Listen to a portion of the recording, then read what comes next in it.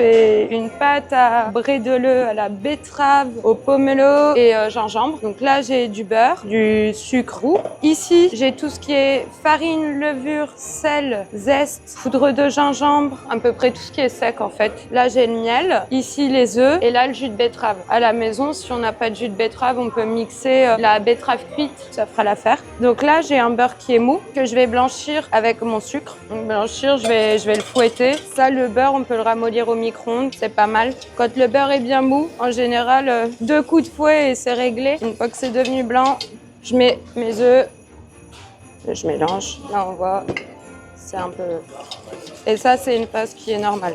Là, tant que je suis dans mes liquides, je rajoute mon miel et mon jus de betterave. Fais gaffe, avec le jus de betterave, ça tâche. Si on l'ajoute dans un batteur, on éteint le batteur avant d'ajouter le jus de betterave. Et on remonte doucement. Et à la fin, donc j'ajoute ma farine, ma levure, sel, zeste, poudre de gingembre. Hop, en une fois. Par contre, là, je vais prendre plutôt la maryse. On mélange et petit à petit, ça va former une pâte. Et une fois que ça commence à bien former une pâte, là, on pourra la travailler plus avec la main. Faut plus qu'il y ait de traces de farine.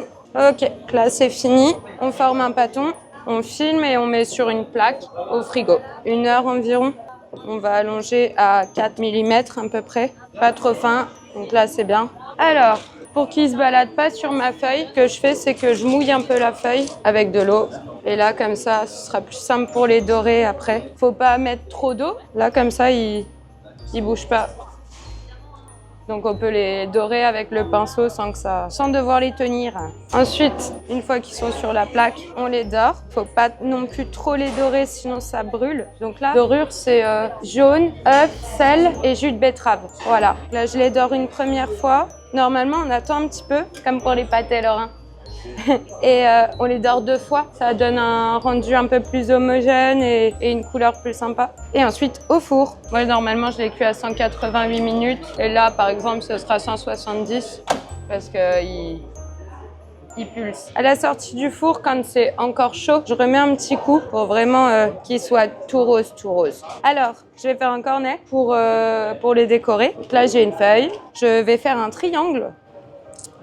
Hop. Là j'ai mon triangle. En général, je le prends comme ça devant moi. Je prends la pointe du haut, je tourne. Ça forme une ligne qui va vers le coin opposé. Voilà. Donc là, il faut bien que ce soit serré au bout. Et je tourne. Ça fait un cône. La ligne qui est là, pareil, elle doit être en face de toujours cette même pointe. Et là, je rentre le papier à l'intérieur. Hop. Et je fais une jolie soudure pour que ce soit bien tiré et que j'ai mon bout droit. Après, je le remplis de glace royale. Donc ça, c'est un mélange de blanc d'œuf, de sucre glace et de jus de citron. Pour le fermer, je le pose devant moi avec la nervure devant. Je mets ma masse au fond. Je rabats chaque côté. Hop. Et ensuite, je retourne dans l'autre sens. Et là, je fais comme un dentifrice. Je roule, je roule, je roule. Et là, en fait, ça tend cette nervure. Et c'est ce qui fait que mon cornet, il va tracer droit et que ça va bien couler. Là, je découpe le bout. Pas trop épais, c'est pas fun. Et là, on voit bien, c'est fluide et tout. Puis voilà. On lui fait quoi? Simple, efficace. On attend que ça sèche. Puis après, soit on le met en boîte, soit on le mange. Je veux le manger. Il est tout chaud, faut faire gaffe, hein.